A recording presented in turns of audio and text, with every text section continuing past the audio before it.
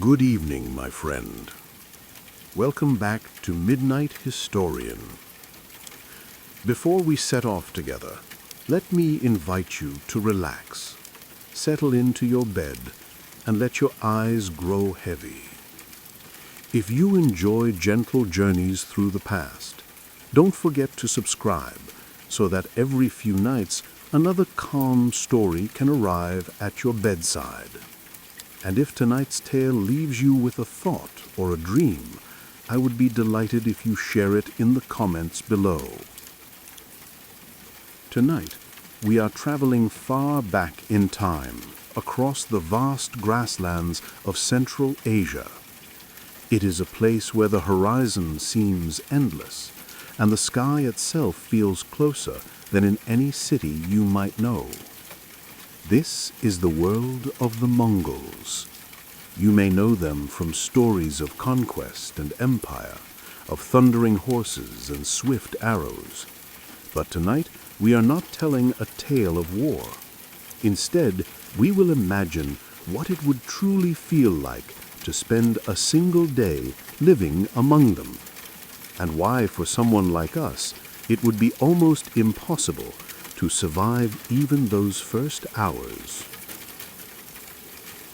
So let us close our eyes and picture the scene. Dawn comes suddenly on the steppe. There are no tall mountains nearby to block the glow, no heavy forests to delay the morning. The land rolls like a soft ocean of grass, and the sky is wide and bare. At first, there is only a pale band on the horizon.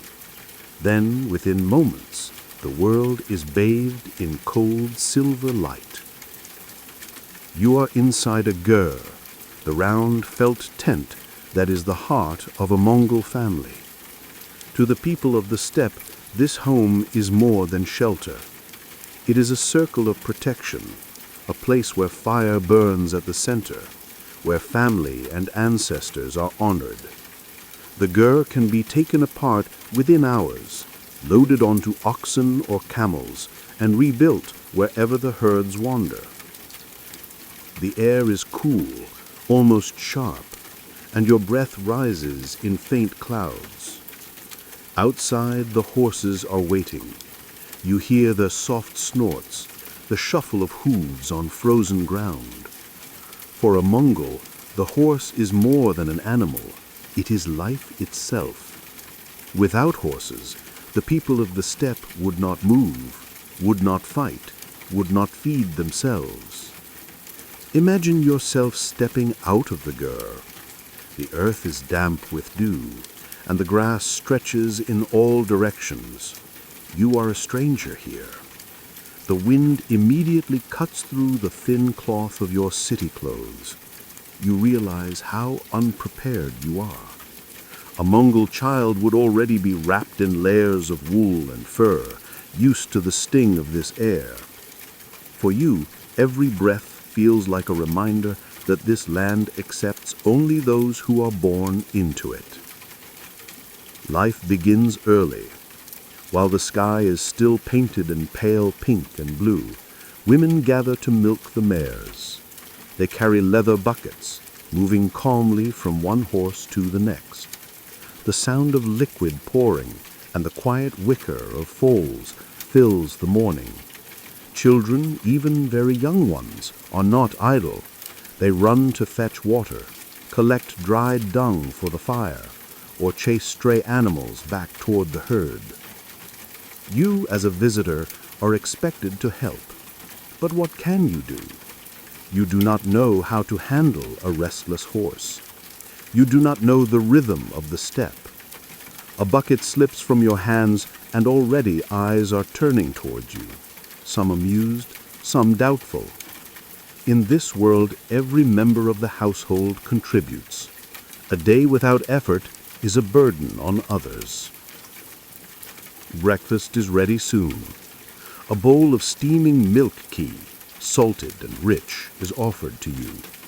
The taste is unusual, heavy on the tongue, nothing like the tea of China or the coffee of Europe. Then comes a piece of dried meat, chewy and tough, and small hard curds of cheese. For the Mongols, this food is familiar, comforting. For you, it is strange and difficult to swallow. As you sit near the fire, warming your hands, one of the elders begins to speak. His voice is calm, his words steady, like the rhythm of hooves on grass. Long ago, he says, before the first Khan rode across the plains, the people had no horses. They walked slowly, following their herds, and the wolves hunted them with ease. One night, a woman dreamed of a great white stallion, glowing like the moon. The horse spoke to her, saying, "If you honor me, I will give my spirit to your people. You will run as swiftly as the wind, and the wolf will no longer be your master." When she awoke, the woman went to the edge of the steppe. There she saw a wild horse waiting, its mane shining in the dawn. She brought it back to the people, and they learned to ride. From that day, the horse carried the spirit of freedom, and the Mongols carried the spirit of the horse. The elder finishes his tale, and silence lingers. Outside, a herd moves restlessly, as if remembering the story. You realize then that here myth and daily life are not separate. The people believe the horse is not just useful, it is sacred. And without that faith, without that bond, you would never last even a single day. Already the challenges of survival are clear. The cold, the food, the expectation of labor, and the deep connection to animals are all things foreign to you. A single morning has shown how unprepared you are. You think of the day ahead, of long rides across open plains, of sudden storms that may sweep down without warning, of the strict laws that hold the camp together. And you begin to wonder, how can anyone from the outside endure this life? The morning grows brighter. The sun has risen, though on the steppe it feels less like a warm friend and more like a pale coin hung high in the sky. The light is clear and endless, but the air still carries a sharp edge. Around you, the camp begins to stir with greater energy.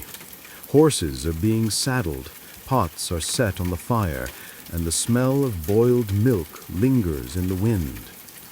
For the Mongols, food is not a luxury. It is survival, plain and simple. Their diet is shaped by the herds that surround them, by the unforgiving land, and by traditions older than memory itself. A woman approaches with a wooden ladle. In her hands is a leather bag that has been hanging on the doorway of the gur. Inside it is a white liquid, frothy and sharp in scent. She offers it to you with a small nod. This is airag, or fermented mare's milk. To a Mongol, it is a drink of life, sacred and ordinary at once. It refreshes the body after long rides, warms the heart in cold nights, and binds guests and hosts in ritual. To you, however, the taste is startling. It is sour, almost biting, with a strange fizz that pricks the tongue. You try not to make a face, but the elder notices and chuckles softly.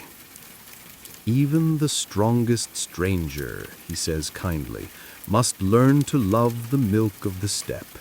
Without it, no man can walk with us." The truth of his words is heavy. This drink is more than nourishment. It is a symbol. To refuse it is to refuse the life of the people. Food in the gur is shared, and to decline is unthinkable. You are handed a strip of dried mutton, tough as leather, but filled with the strength of the animal that once grazed under the eternal blue sky. Beside it comes a hard, crumbly cheese made from curdled milk, sharp and salty. Every bite feels like a challenge. For someone used to soft breads, sweet fruits, or spiced dishes, the simplicity is overwhelming. There are no vegetables, no rice, no sugar. Only the strength of the herd, preserved and transformed into fuel for endless riding. Children chew the curds without complaint. Old men gnaw the mutton with patient jaws. You, the outsider, find yourself working harder than you ever imagined just to finish a piece. And yet, as the fire crackles and the voices rise in laughter, you sense that the food is not meant for pleasure. It is meant for endurance. To eat here is to carry the weight of the steppe in your stomach, to join the rhythm of those who survive where others would starve. After the meal, another story is told. This one speaks of the sky itself, the eternal Tengri that watches over all life. Once, begins the elder, the people grew weak. Their herds died, their children cried with hunger, and the grass turned brown. The wolves gathered, waiting for the end. Then one woman climbed a high hill and prayed to the blue sky. She wept until her tears ran dry. Tengri looked down and felt pity. From the sky, he poured a single drop of milk, pure and shining. It struck the ground and became a river. The people drank from it, and their strength returned.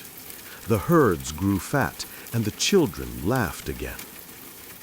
That is why milk is sacred. It is the gift of the sky, the promise that we are never abandoned. The firelight flickers as he finishes, and you find yourself holding your cup of arog differently now. Its sharp taste no longer feels like a burden, but a reminder of a bond between people and heaven.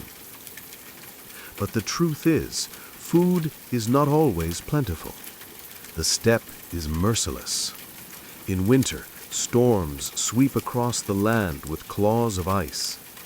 The snow buries the grass, and animals die in the cold. Families huddled together, their bellies empty, waiting for spring.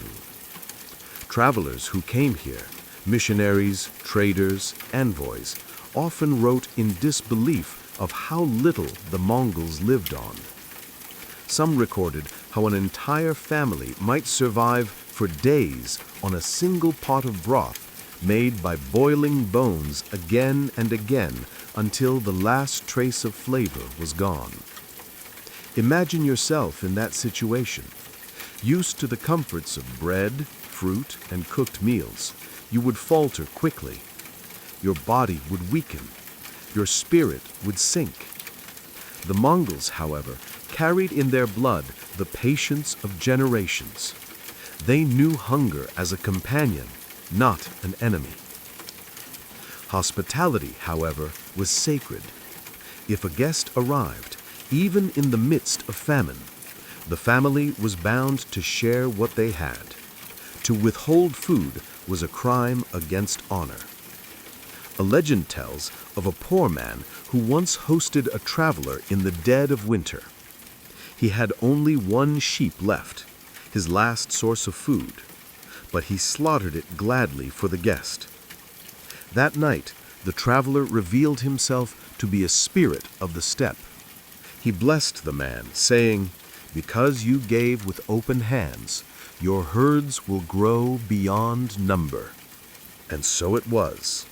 From that day, people remembered, to feed a guest is to feed the gods themselves. This story, though wrapped in myth, reveals why survival was possible. Even in scarcity, the bonds of sharing held the community together. As you sit among them, it becomes clearer why a stranger would struggle. The food feels alien. The drink unsettles your stomach. The expectation to accept every offering, to eat without complaint, weighs heavily. One day of this life already presses on you like a test. Could you drink the sour milk again tomorrow? Could you face another strip of dried mutton without longing for fruit, bread, or spice? For the Mongols, it is nothing. For you, it is a wall too high to climb.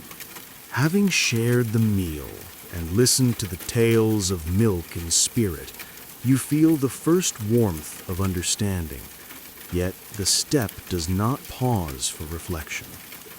Outside, clouds gather and winds rise. It is a land ruled by the sky as much as by men, and the laws that bind this people are as unyielding as the weather itself. The day presses on, testing body, spirit, and resolve. The day stretches across the steppe. The sun climbs higher, but its warmth is thin. A vast wind moves over the plains, whispering through the tall grass, carrying with it the scent of dust and distant herds. For the Mongols, this is an ordinary afternoon.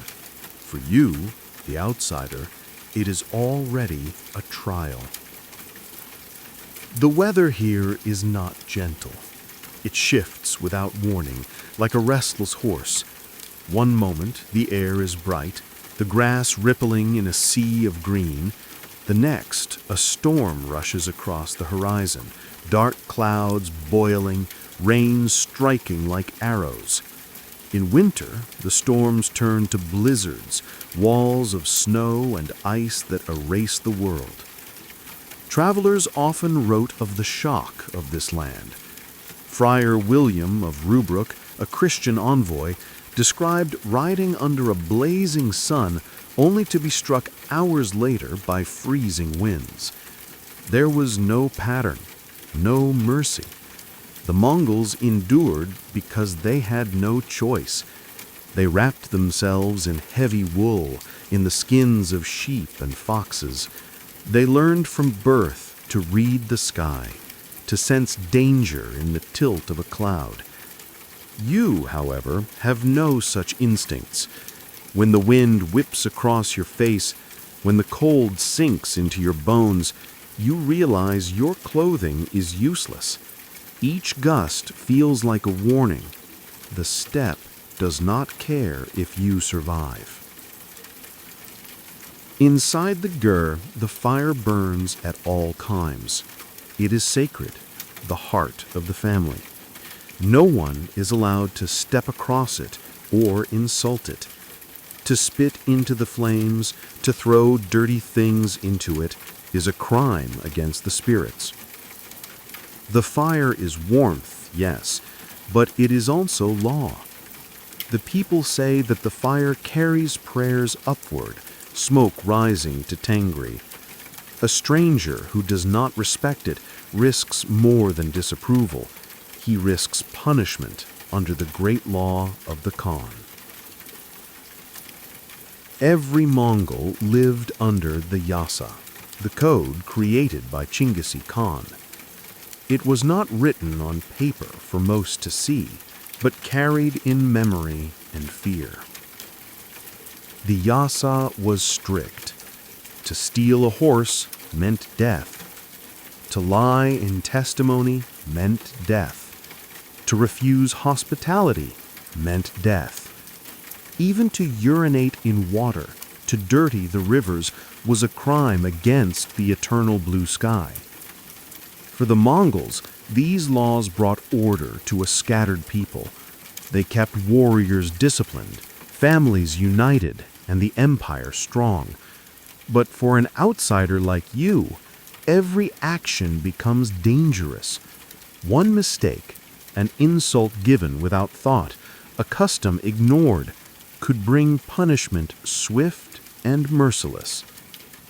Imagine dropping a piece of bread into the fire by accident. In your world, it would be clumsiness. Here, It could be seen as defilement, worthy of lashings or worse. A single careless act, and your day among them might be your last. An old story tells of a man who refused to share his meal with a wandering traveler. He believed his food too precious, his herds too small. That night, the traveler revealed himself as a spirit, cloaked in human form. Angered by the refusal, the spirit called the wolves, who came down from the hills and scattered the man's flocks. By morning, he had nothing.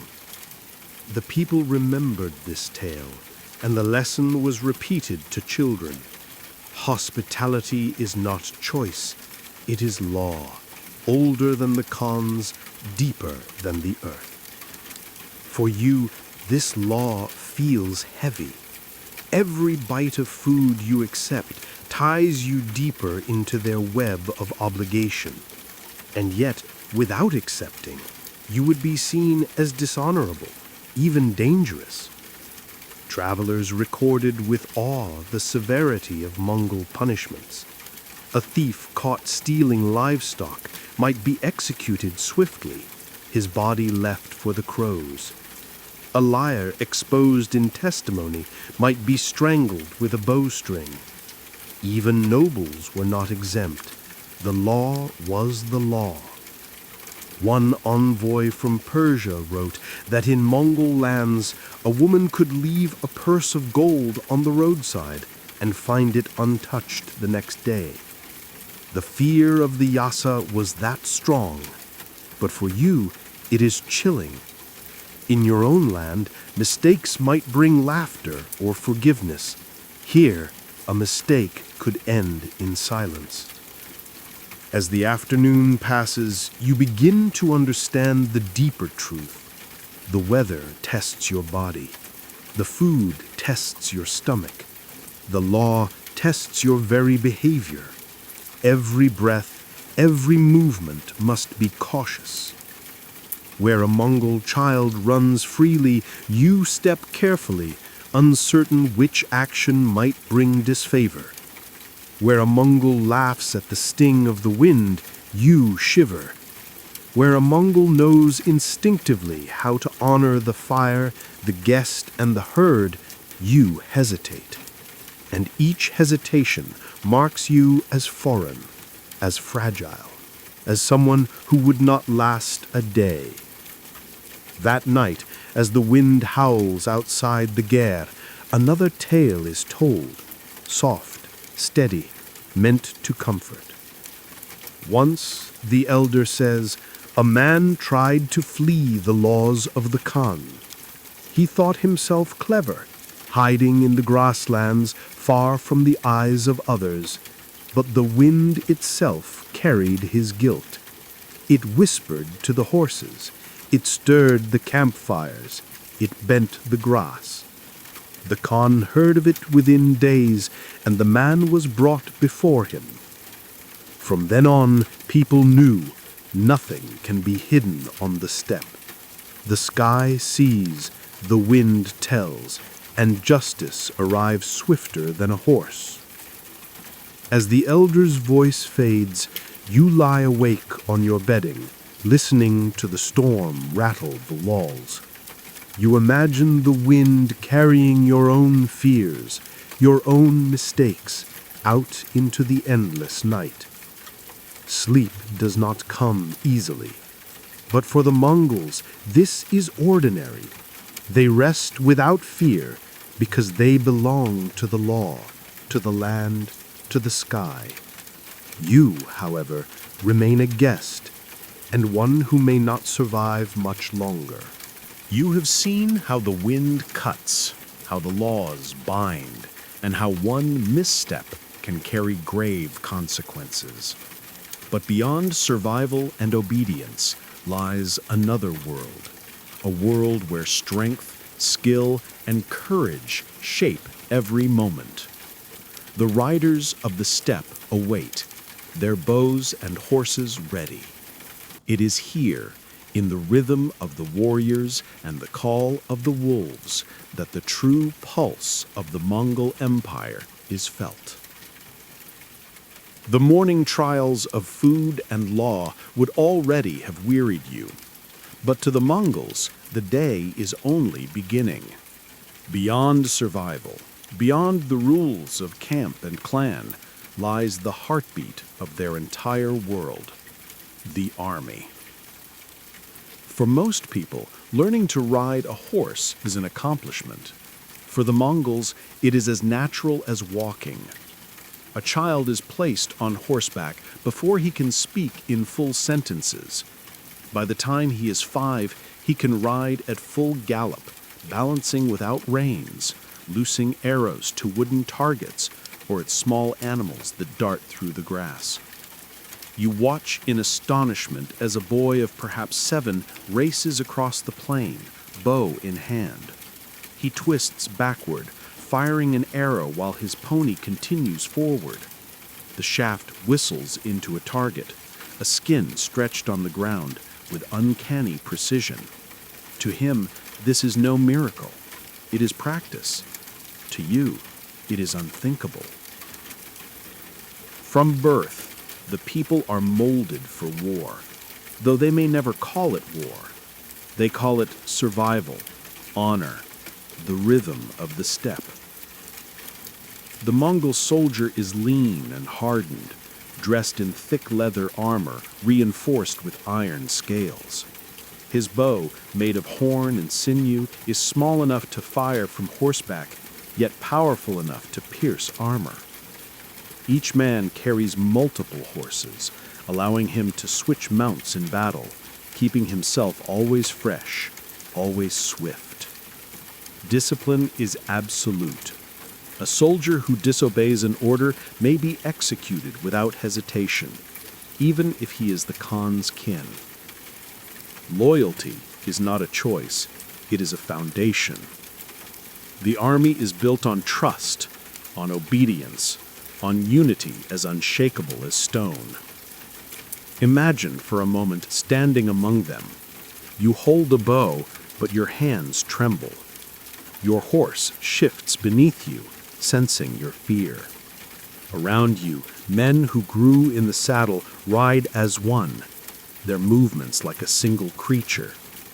You are an intruder in their rhythm, unable to match their pace, unable to breathe their air. The Mongols did not simply fight, they outwitted. They mastered the art of the feigned retreat, galloping away as though defeated, only to circle back with arrows flying. Their enemies, untrained in such deception, often fell into chaos. From afar, their movements looked like shifting shadows, unpredictable and terrifying. No fortress felt safe, no army felt secure. And you, an outsider, would not last a moment. Where they ride 10 hours without rest, you tire within 1. Where they drink a mouthful of horse blood to survive a journey, you shrink at the thought. Where they move silently across miles of grass, you stumble, loud and clumsy. The Mongols believed their ancestors descended from a blue wolf and a doe. The wolf was not only a symbol of ferocity, but also a sacred guide. In battle, to see a wolf was an omen of victory. Warriors painted wolves on their banners, carved them into their weapons, whispered their names before charging. A tale often told is this. Once, a band of warriors rode against a great city. They were weary, their horses thin, their spirits low. Then, on the ridge above them, a lone wolf appeared. It howled once, long and fierce, before trotting ahead. The warriors followed, believing it a sign. The wolf led them through hidden paths, across rivers, and around the enemy's walls. When dawn came, the city fell, as if the wolf itself had torn its gates apart. The story is told with quiet reverence, as though the animal was no mere beast, but a spirit of the steppe. Imagine yourself among these warriors. You have never drunk Irag until yesterday. You have never endured the sting of the wind. Your stomach rebels at their food. Your body aches from their rides. And now you are expected to ride beside them, bow in hand, ready to fight. The enemy looms in the distance, and the warriors around you sit tall, calm, confident. Their eyes are hard, their voices steady. Yours is the heartbeat of panic. The horn blows, horses surge forward, arrows whistle through the air, the ground shakes with thunder, and within moments you are left behind, your bow unstrung, your courage spent. This, perhaps more than food or weather or law, shows why you would never last a day. To be Mongol is not to live on the steppe alone. It is to carry in your blood the discipline of generations, the ferocity of wolves, the patience of hunters, the unity of an army that conquered half the world. That evening, by the fire, another tale is told, one meant to soothe as the warriors rest. They say, begins the elder, that when a warrior dies, if he has honored the laws and fought bravely, a wolf comes to his spirit. The wolf leads him across the plain, past rivers of milk and mountains of shining stone, to the blue tent of Tengri. There the warrior joins the ancestors, his name remembered in the wind. The firelight flickers, shadows dancing like wolves themselves on the Ger's walls. For the Mongols, such tales are not simply comfort. They are truth, woven into the fabric of life. You lie awake again, listening to the distant howl of real wolves on the steppe. To them, the sound is familiar, even blessed. To you, it is haunting, a reminder that you are always an outsider here. The thundering of hooves fades into the distance as the day moves toward evening. The warriors rest, and the plains grow quieter, though not still. Across the grasslands, travelers and merchants bring life and stories from distant lands. Silk, spices, and tales from afar mingle with the rhythm of the steppe, reminding us that even in a land so harsh, connection and movement flow endlessly. As the sun begins its slow descent toward the horizon, the steppe transforms. Shadows lengthen, stretching across the grass like soft fingers. The wind carries the scent of distant fires and the low murmur of herds. For the Mongols, the day is far from over. It is time for trade, travel, and the stories that tie the vast lands together. Far from the cities of the world, caravans move like silent rivers of life across the plains. Wagons drawn by camels or oxen creak with the weight of spices, silk, and treasures from lands both near and far. The Mongols, masters of horses and mobility, interact with these travelers as both guides and hosts, ensuring the flow of goods and stories alike. Imagine a caravan arriving at the edge of a camp. Traders from Persia, China, and distant Europe unload their wares. The air is filled with the mingling scent of roasted meats, spices, and the faint aroma of parchment and ink. The Mongols inspect the goods carefully, trading with skill and shrewdness, yet always observing the customs and laws of their land. For an outsider, this scene might feel enchanting, a glimpse of distant worlds converging on a vast open plain. But enchantment alone does not protect you here. The rules of survival, of respect, of understanding the customs are ever present. One misstep, a wrong word, a careless gesture, and the day could end abruptly. Many foreigners wrote of the Mongol lands. William of Rubruck, a Flemish missionary, marveled at their endurance and the harsh beauty of the plains. Marco Polo described the endless horizons, the speed of the riders, the strange, sour taste of fermented milk. These accounts, full of wonder, also hint at the quiet terror of living here. The Mongols themselves would smile at such stories. To them, these travelers were fragile, unprepared, and often naive. The steppe does not welcome the unaware, and the Mongol heart, though generous, tests every visitor.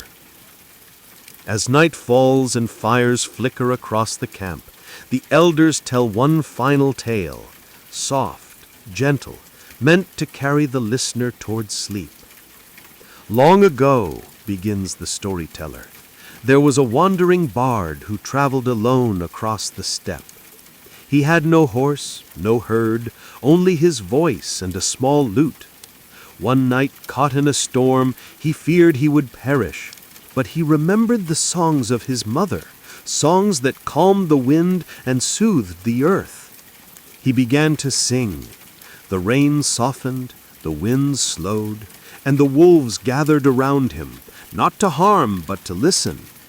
By dawn, the storm had passed.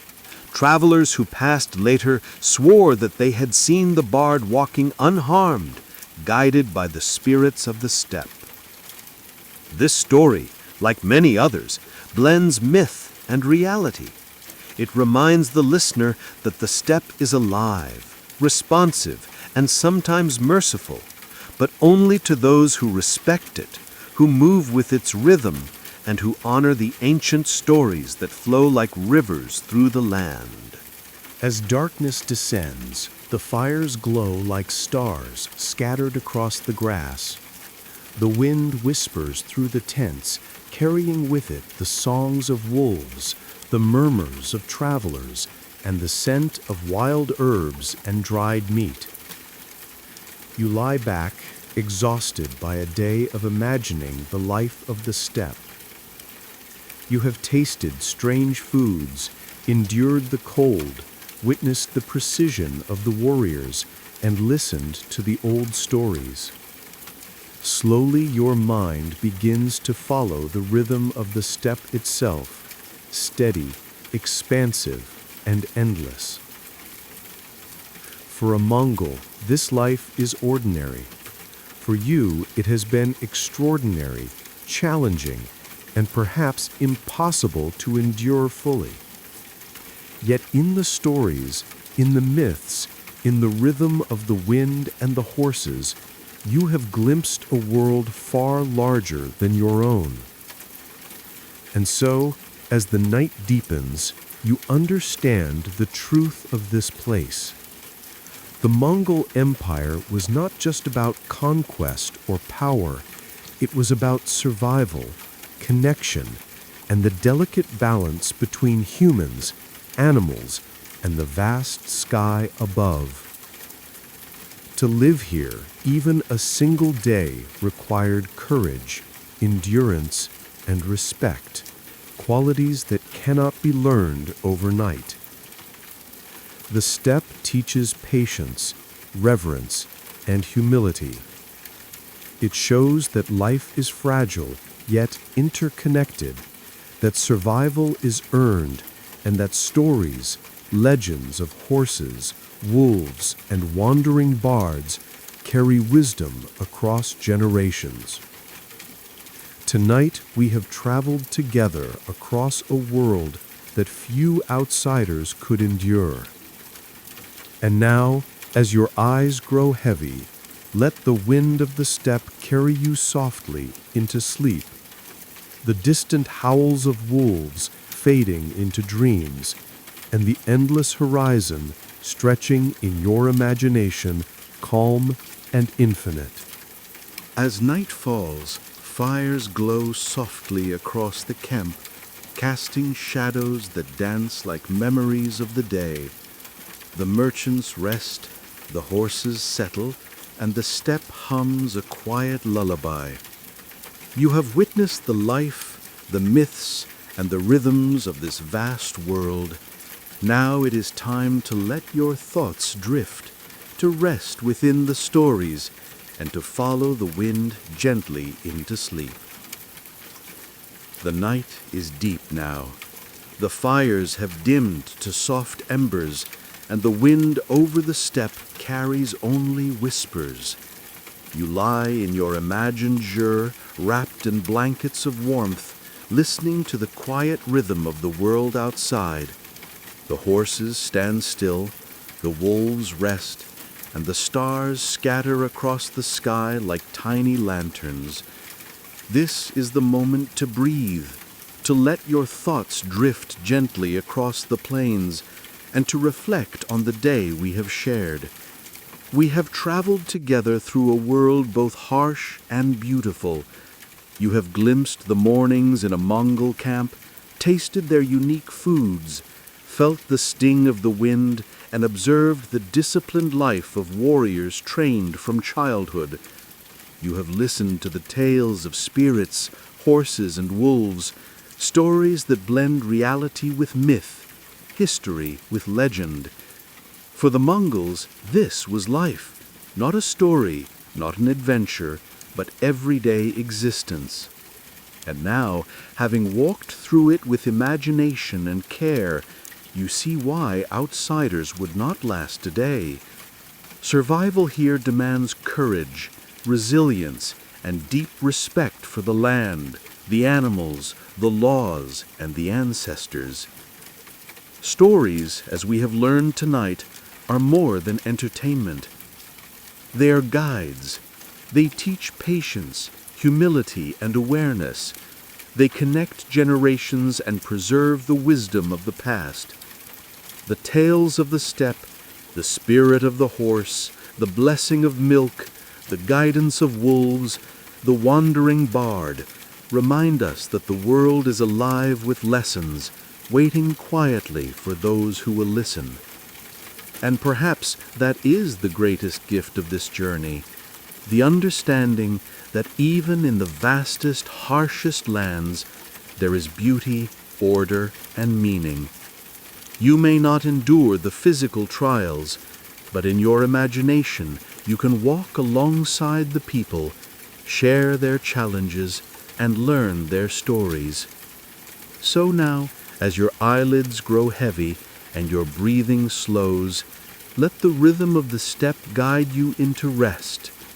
Let the distant howl of the wolves fade into dreams, the whisper of the wind soothe your thoughts, and the infinite horizon of the Mongol plains expand peacefully in your mind. Remember, my friend, that the past is not only for study, it is for feeling, imagining, and letting your spirit wander where it may. Tonight, we have wandered together through a world so vast and alive, and in doing so, you have traveled farther than any journey on foot could ever take you.